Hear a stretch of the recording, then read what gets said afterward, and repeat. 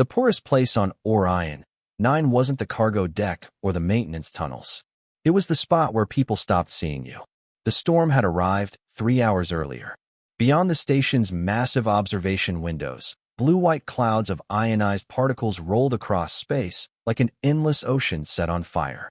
Every few seconds, a distant flash illuminated the glass, bathing the crowded commercial hub in pale electric light. The station groaned softly under the pressure of the storm. Air recyclers hummed overhead. Neon advertisements flickered. Thousands of travelers hurried through the concourse, focused on schedules, shipments, and destinations. Nobody looked down. Beneath a row of red heat lamps outside the food court, a young alien girl sat on the cold metal floor with her knees pulled tightly against her chest. Her faded gray jacket was 2 sizes too large. One sleeve had been repaired so many times that the original fabric was almost impossible to recognize. Strands of silver hair escaped from beneath the hood and fell across her face. She brushed them away and stared at the crowds moving past her. Her stomach hurt, not sharply anymore. Hunger had lasted too long for that. Now it felt like a hollow ache that settled behind her ribs and refused to leave. The smell drifting from the restaurants made it worse. Roasted grain cakes, spiced protein stew, fresh synth bread. Every scent seemed designed to remind her of what she could not afford. A family walked past carrying trays stacked with food. A businessman tossed half a sandwich into a disposal chute without taking another bite. A maintenance worker dumped an untouched container of noodles into a recycling bin. Lyra Vey watched it all in silence. Then she stood. Her legs trembled slightly. Not from fear, from exhaustion. She stepped toward a table where 3 merchants were finishing their meal. Their expensive coats shimmered under the station lights. Their conversation stopped as she approached. Lyra lowered her eyes. Pride did not fill an empty stomach. "Excuse me," she said quietly. "Could I have the crumbs?" One merchant looked away immediately. Another waved a dismissive hand. The third pretended not to hear her at all. Lyra waited for a moment before stepping back. Her cheeks burned. She moved to another table. Then another. The answers never changed. Some ignored her. Some frowned. A few looked annoyed that she had interrupted their evening. Eventually, she returned to the floor beneath the heat lamps. Around her, conversations continued as if she had never existed. She wrapped her arms around herself and watched the crowds flow by. Minutes passed. Maybe longer. Time felt strange when you were hungry. Then a tray clattered softly onto a nearby table. Not loudly. Not dramatically. Just enough to catch her attention. She looked up. A man stood there. Human. Mid-30s. Broad shoulders. Weathered flight jacket. Tired gray eyes. There was engine grease on one sleeve and frost stains on his boots. He looked like someone who had spent more time working than sleeping. For a moment, he simply studied the crowded food court. Then his gaze settled on Lyra. Neither of them spoke. The noise of the station seemed to fade into the background. The human glanced at the steaming meal on his tray. Then he looked back at her. Lyra prepared herself for another rejection. Instead, the stranger pulled out a chair. Slowly, deliberately. The empty seat faced the table, faced the meal, faced him. And then he said 5 words that would change both of their lives. "You don't have to beg." Lyra stared at the empty chair as if it might disappear. People did not offer seats to someone like her. They stepped around her, looked through her, pretended she was part of the station furniture. The human remained standing beside the table, one hand resting on the back of the chair. Steam rose from the meal between them. The scent alone made her stomach tighten. "Sit," he said. His voice was calm, not demanding, not pitying, just simple. Lyra hesitated. Across the food court, several travelers had already noticed what was happening. Curious glances drifted in their direction. A pair of merchants whispered to each other. An elderly traveler paused halfway through a drink and openly stared. The human seemed not to notice any of it. Slowly, Lyra approached the table. The chair felt strange. Beneath her, softer than the metal floors she had become accustomed to. For a moment, neither of them spoke. The station lights reflected off polished tabletops. Somewhere overhead, a departure announcement echoed through the concourse in 6 languages. The ion storm flashed beyond the observation windows, painting everything blue for a heartbeat before fading again. The human pushed the tray toward the center of the table. "Eat." Lyra blinked. "All of it." A faint smile touched the corner of his mouth. "I said dinner, not crumbs." She looked at the meal. Fresh bread, Vegetable stew. Real vegetables, not recycled protein paste. Even a small cup of fruit slices. Food that probably cost more than she normally spent in a week. Her hands trembled slightly. Why? She asked. The question escaped before she could stop it. The human frowned. Why what? Why help me? He seemed genuinely confused, as though the answer should have been obvious. Because you are hungry. Lyra lowered her eyes. The simplicity of it hurt more than cruelty ever had. Cruelty at least made sense. People wanted something. Power. Status. Convenience. There was always a reason. But this felt unfamiliar. She carefully tore off a piece of bread and took a bite. Warm. Soft. Fresh. She closed her eyes for a second. It tasted like something she had almost forgotten. Home. Not a place. A feeling. Around them, conversations gradually resumed, though many people continued watching from a distance. The human sat down across from her and began eating as if nothing unusual was happening. No speeches. No questions. No demands. Just dinner. What is your name? He asked after several minutes. Lyra swallowed. Lyra. I am Ethan. She nodded once. Captain Ethan Walker. She had seen the insignia stitched onto his weathered flight jacket. Merchant captain. Independent vessel. Not wealthy. Not powerful by station standards. Yet somehow he carried himself differently from most of the people surrounding them. As though he had stopped trying to impress the universe years ago. A cleaning drone rolled quietly between tables. Ethan watched it pass before speaking again. How long since your last real meal? Lyra studied her bowl. I do not remember. The answer hung between them. Ethan did not react immediately. He simply set down his spoon. Something changed behind his gray eyes. Not shock. Not anger. Something quieter. The kind of sadness that comes from recognizing a problem you cannot immediately fix. Then he noticed something else. Near the entrance to the food court, 2 station security officers had stopped walking. They were looking directly at Lyra. And for the first time that evening, Ethan's expression grew serious. The 2 security officers remained near the entrance, pretending to study a terminal mounted on the wall. Neither one looked particularly interested in the display. Their attention kept drifting back toward Lyra. She noticed it too. Her grip tightened around the spoon. The warmth she had begun to feel from the meal faded. Old instincts returned. Stay quiet. Stay invisible. Leave before anyone decided you were a problem. Ethan followed her gaze. The reflection of the heat lamps danced across the polished surface of his cup. Do you know them? He asked. Lyra shook her head immediately. No, it was true. She had never seen either officer before. That did not make her feel any better. On stations like Orion 9, trouble rarely introduced itself. It simply arrived. Ethan leaned back slightly in his chair. His expression remained calm, but his eyes never left the officers. Years in deep space had taught him how to read people. Cargo brokers, dock officials, pirates pretending to be traitors, traitors pretending to be honest. Everyone carried tells. The officers looked nervous. Not angry, not hostile, nervous. That interested him. One of them activated a wrist communicator and spoke quietly. A moment later, the second officer glanced toward Lyra again. That is not normal, Ethan said. Lyra stared into her bowl. Maybe they want me removed. Ethan frowned. For eating dinner? She offered a small, humorless smile. You would be surprised. For several seconds neither of them spoke. The station announcements continued overhead. A cargo hauler had arrived from the Vega corridor. Shuttle departures had been delayed because of the ion storm. Life moved on.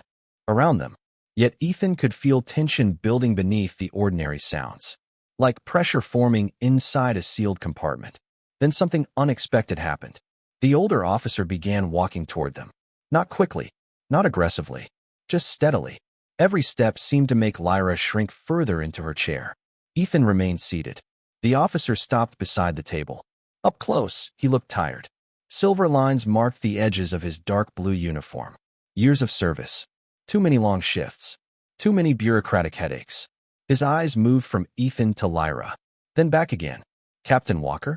Ethan nodded once. That is me. The officer hesitated. May I speak with you? Ethan glanced at the empty chair beside the table. You can speak here. The officer looked uncomfortable. It concerns the young lady. Lyra immediately lowered her eyes. Ethan noticed. Then she should hear it too. The officer released a slow breath. For a moment, he seemed to debate whether to continue. Finally, he tapped a command on his wrist display. A holographic image appeared above the device. Lyra froze. The image lasted less than 2 seconds before disappearing again. But Ethan saw enough. A symbol. Elegant. Intricate. A crest surrounded by silver stars. The reaction on Lyra's face told him everything. Her color drained. Her breathing stopped. "Miss," the officer said quietly, "where did you get that bracelet?" Ethan looked down. Half hidden beneath the oversized sleeve of Lyra's worn jacket was a narrow silver band he had not noticed before. It looked old, scratched, almost worthless.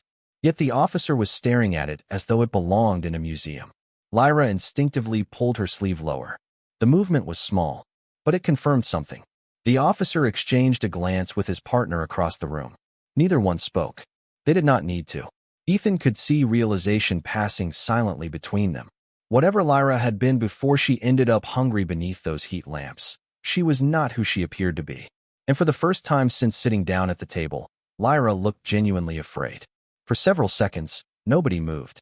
The sounds of the food court seemed distant now, reduced to a soft blur of voices, utensils, and station announcements.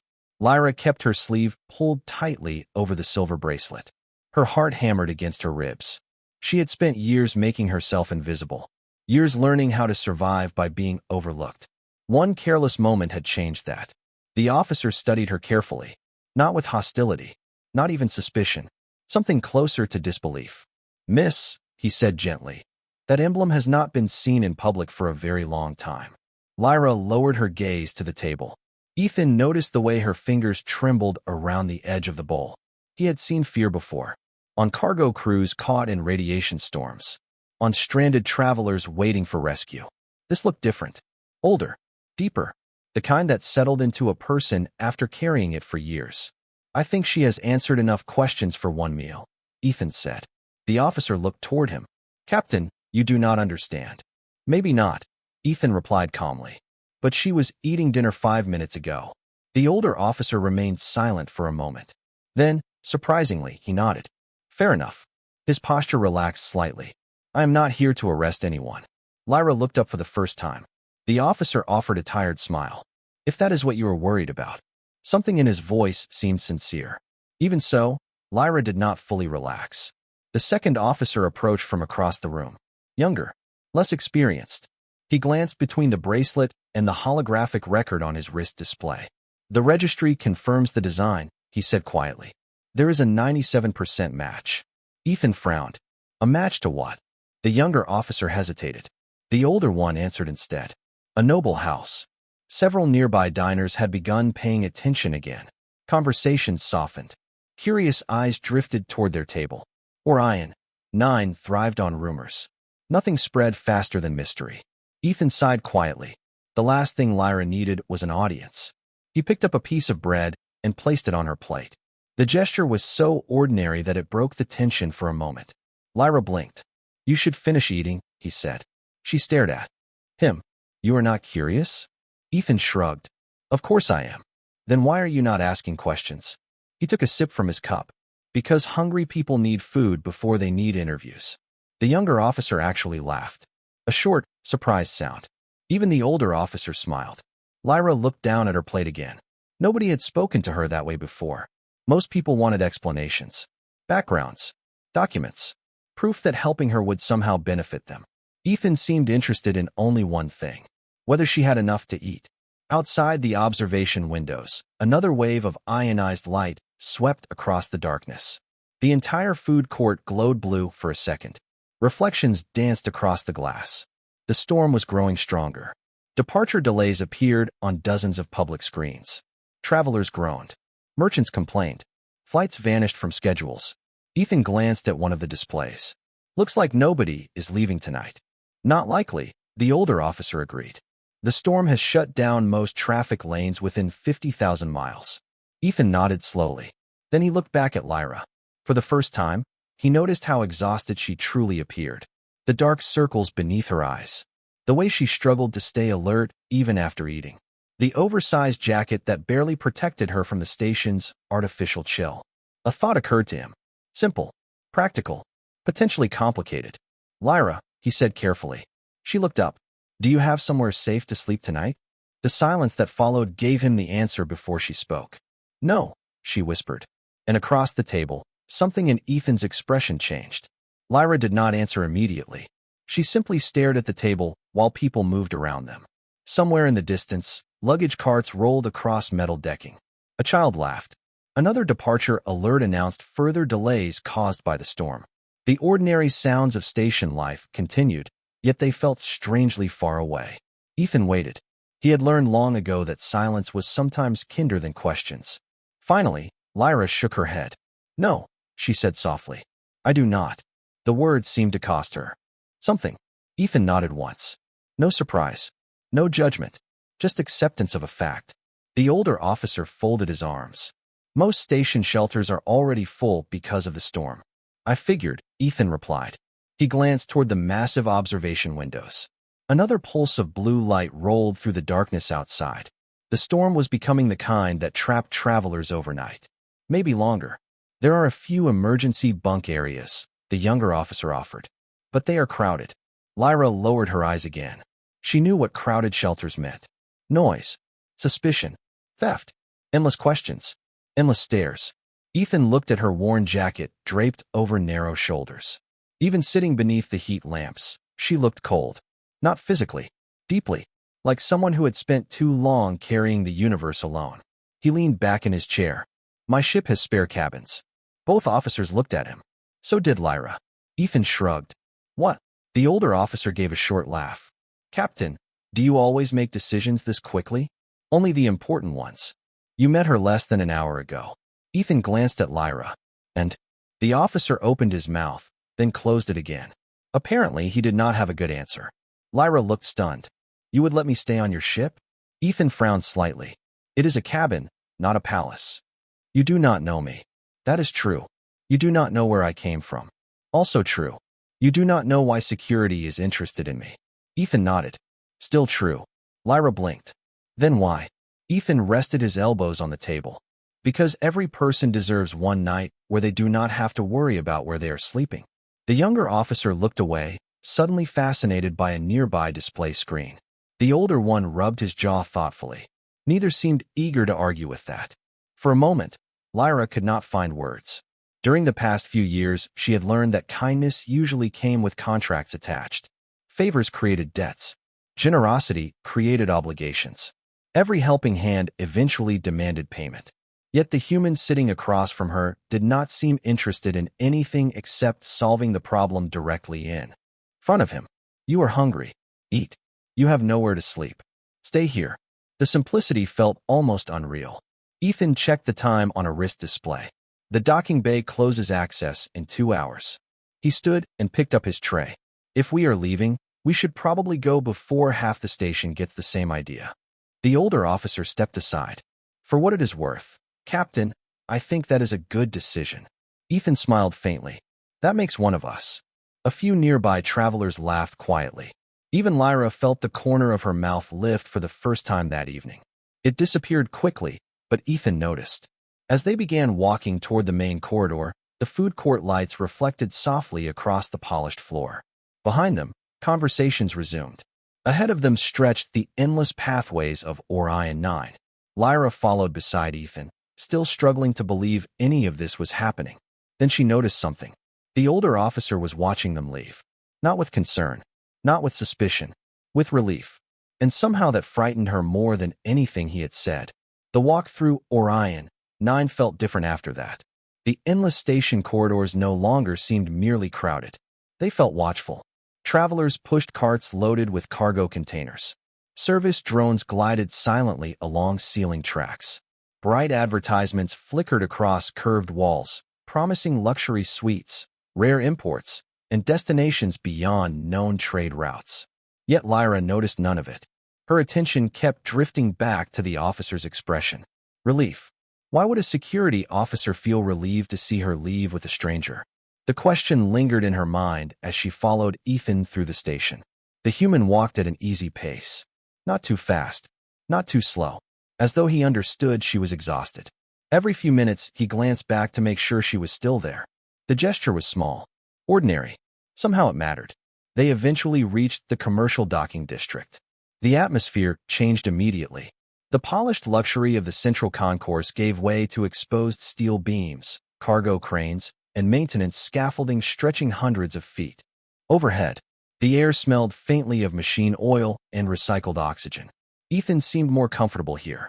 He greeted mechanics by name, nodded to cargo workers, exchanged brief jokes with technicians inspecting damaged freighters delayed by the storm. People greeted him warmly.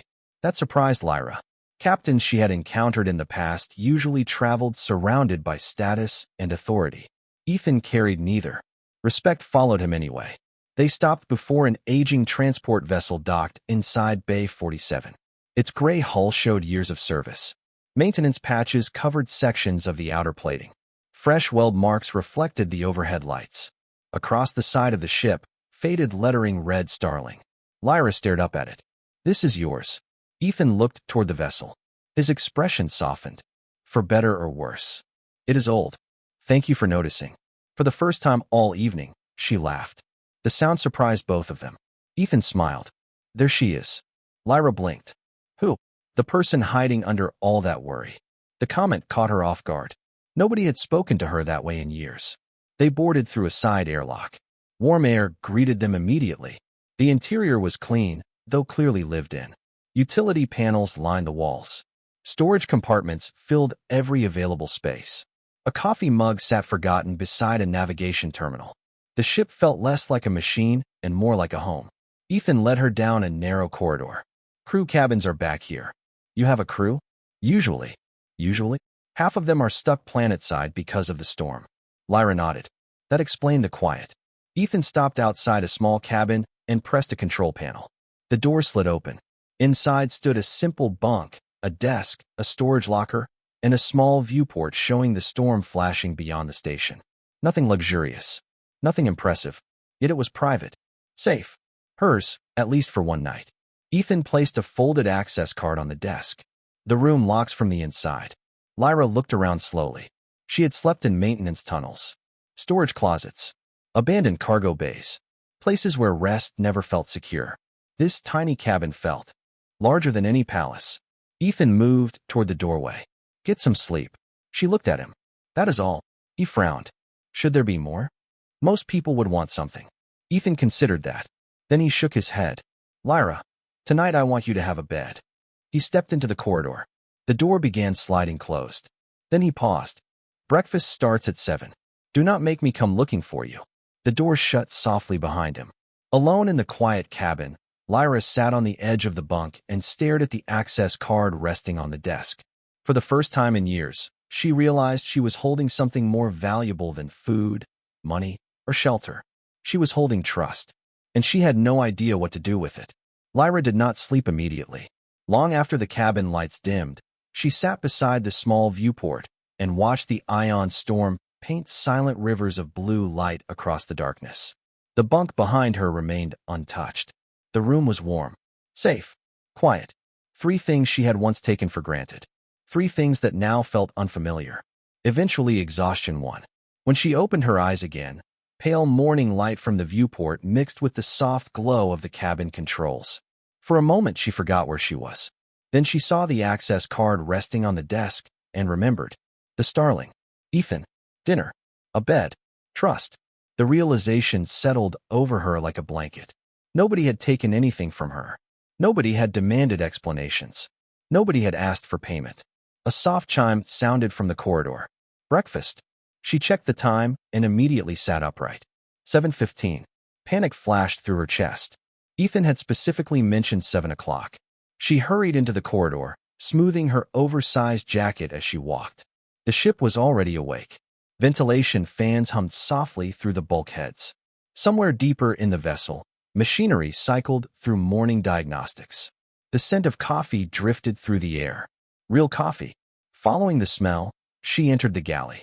Ethan sat alone at a metal table reviewing cargo manifests on a tablet. A steaming mug rested beside him. Across from him waited another breakfast tray, still warm, as if he had expected her. He glanced up. "You are late." Lyra froze. "I am sorry." Ethan studied her for a second.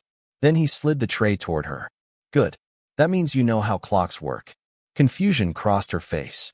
Ethan took a sip of coffee. Sit down, Lyra. Relief flooded through her. She lowered herself into the chair. The breakfast was simple. Eggs, toast, fresh fruit. Yet it looked more inviting than any feast she could remember. They ate quietly, not awkwardly, comfortably, the way people did when silence no longer needed to be filled. After several minutes, a communication alert chimed from the galley console. Ethan frowned. The incoming signal carried a priority code. He accepted the transmission. The older security officer from the station appeared on the screen. His tired expression was even more serious than before. Captain Walker. Ethan set down his cup. Good morning to you too. The officer did not smile. I need to inform you of something. Lyra immediately felt her stomach tighten. The officer looked directly at her through the display. News travels quickly on Orion 9. Ethan leaned back. I noticed. Several parties have become interested in Miss Lyra's presence. Silence settled over the galley. The officer continued carefully. No warrants. No criminal investigations. Nothing like that. Ethan narrowed his eyes. Then why do I get the feeling I am not going to like the rest of this conversation? The officer exhaled slowly. Because some people believe that bracelets should not exist. Lyra's hand instinctively moved toward her sleeve. The hidden silver band suddenly felt heavier than metal. The officer looked at her with genuine concern. If the records are correct, your family was declared lost nearly 12 years ago. Ethan turned toward Lyra, not demanding answers, simply waiting. The officer's image flickered as storm interference affected the signal. Captain, he said quietly, whether she knows it or not, that young woman may be carrying a piece of history half the galaxy thought was gone. The transmission ended. The galley fell silent except for the distant hum of engines. Ethan looked at Lyra. Lyra looked at the untouched fruit on her plate. For years she had survived by being invisible. But as the storm continued raging beyond the hull, she realized that invisibility was slipping away. And sooner or later, she would have to tell Ethan why. The silence after the transmission felt heavier than any storm outside the hull. Ethan did not rush to fill it. He simply sat across from Lyra with his coffee cooling beside him. The galley lights reflected softly off the metal table between them. Finally, Lyra looked up. Her violet eyes carried years of exhaustion. I did not lie to you, she said quietly. Ethan nodded once. I know, but I did not tell you everything. Also true. The corner of his mouth lifted slightly. You are not the first person with baggage to board my ship. For the first time that morning, Lyra almost smiled. The tension eased enough for her to breathe. She looked toward the viewport, where blue flashes from the ion storm illuminated the glass every few seconds. When I was younger, my family traveled often, she began. Diplomatic worlds, trade worlds, colony worlds. Her fingers moved unconsciously toward the hidden bracelet beneath her sleeve. Everywhere we went, people recognized that symbol. Ethan listened without interrupting. Then one day they stopped. Her voice grew quieter. Our convoy disappeared during a transit accident near the frontier. At least that is what the official reports said. Ethan frowned slightly. Official reports. Lyra nodded. The kind written by people who were not there. The ship hummed softly around them. Somewhere deeper inside the Starling, a maintenance system cycled on and off. Ordinary sounds. Steady sounds. Safe sounds. They helped her continue. I survived because one escape pod drifted farther than the others. When rescuers found me, there was no family left. No house. No title. No proof. She swallowed. Only the bracelet. Ethan stared at the table for a moment. How old were you? 12. Ethan exhaled slowly. 12 years old. Alone. The answer explained far more than any noble title ever could. What happened after that? Lyra laughed softly. There was no humor in it. The same thing that happens to anyone the galaxy forgets. She looked away. You learn how to survive. Neither spoke for a while. Then a proximity alert chimed somewhere on the bridge. Ethan glanced toward the corridor. Another alert followed. Different tone. Higher priority. He stood immediately. That is unusual. Together they made their way toward the bridge. The main display already showed station traffic reports streaming across multiple screens. The ion storm was weakening. Not much. Just enough for long-range sensors to begin functioning again. Ethan sat at the command console and reviewed the incoming data. Then he froze. Well, he muttered. That is interesting. Lyra stepped closer. Beyond the station, dozens of signals had appeared at the edge of scanner range. Large signals. Very large. The sensor display marked them as unidentified vessels. 1 became 3. 3 became 12. Then more. Ethan zoomed out. The bridge fell silent. The ships formed an organized pattern stretching across thousands of miles of space. Not military. Not commercial. Something else. Every vessel carried the same transponder signature. Ancient. Official. Recognized by databases that had not updated in decades. Lyra stared at the symbols appearing on the screen. Her pulse quickened. Her hands trembled. She knew that crest. She had spent years trying not to remember it. Silver stars surrounding a rising horizon. House Vey. The same emblem engraved on the bracelet hidden beneath her sleeve. Ethan slowly turned toward her. Neither of them spoke. They did not need to. Outside Orion, 9, an entire fleet had just arrived from the darkness between stars. And judging by the way every ship was requesting contact using the same priority code, they were not looking for cargo. They were looking for her. The bridge remained silent as the fleet filled the main display. Hundreds of silver lights drifted beyond Orion, 9 like a second constellation appearing where none had existed before. The ion storm was fading now. Blue currents still flickered through space, but they no longer hid what had arrived. Every vessel carried the same emblem. Every signal repeated the same request. Ethan sat quietly at the command console. Beside him, Lyra could barely breathe. For 12 years, she had imagined this moment in 1,000 different ways. None of them felt real now that it had finally happened. An incoming transmission flashed across the screen. Priority Alpha. Diplomatic channel. Ethan looked toward her. Your call. Lyra stared at the display. Then, slowly, she nodded. Ethan accepted the transmission. The image stabilized after a brief moment of interference. A woman appeared on the screen. Elderly. Elegant. Silver hair braided with ceremonial bands. Her dark uniform carried the crest of House Vey across the collar. The moment she saw Lyra, the woman's composure vanished. Her eyes widened. Her hand rose to her mouth. For several seconds, neither of them spoke. Then the older woman smiled through tears she no longer bothered hiding. Little star. Lyra felt the universe stop. Nobody had called her that in 12 years. Not since before the accident. Not since before everything disappeared. Aunt Celine. Her voice cracked. The woman nodded. We searched every world. Every colony. Every frontier route. Her smile trembled. We never stopped. Lyra looked away as emotion overwhelmed her. For years she had convinced herself nobody was coming. Nobody remembered. Nobody cared. Yet an entire fleet now waited beyond the station because someone had refused to give up. Ethan quietly stood and moved toward the back of the bridge, giving her space. The conversation continued for nearly an hour. Lost records. Missing survivors. Political upheaval. Pieces of a story finally reconnecting after more than a decade. When the transmission eventually ended, the bridge felt different. Lighter. The weight Lyra had carried for so long seemed smaller somehow. Not gone, but shared. She found Ethan standing near the viewport watching the fleet. They found you, he said softly. Lyra nodded. They did. Looks like you are important after all. A laugh escaped her. Genuine this time. Apparently. Ethan smiled and looked back toward the stars. Neither noticed the next incoming message until the console chimed. This one came directly from House Vey Command. Ethan opened it. A formal invitation appeared on screen. House Vey requested the honor of receiving Captain Ethan Walker aboard their flagship as a guest of gratitude. Ethan stared at it. That seems unnecessary. Lyra looked at him in disbelief. You reunited a missing heir with her family. Ethan shrugged. I bought breakfast. Several hours later, inside the grand diplomatic hall of the flagship, representatives from dozens of worlds gathered to witness the return of House Vey's lost descendant. Speeches were given, records restored, titles recognized.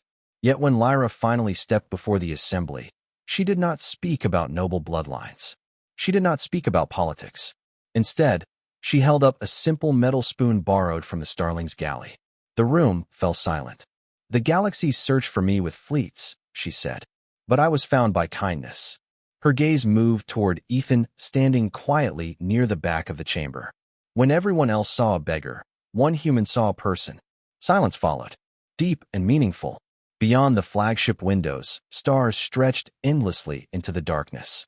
Ethan looked away, slightly embarrassed by the attention. Lyra smiled. Years later, historians would write about treaties signed that day and alliances strengthened across entire sectors. They would record the arrival of fleets and the restoration of a noble house. But the detail people remembered most was far smaller. Not a fleet, not a title, not a ceremony, just one empty chair pulled out beside a dinner table. Because sometimes the greatest thing a person can offer another is not power, wealth, or influence. Sometimes it is simply a place to belong.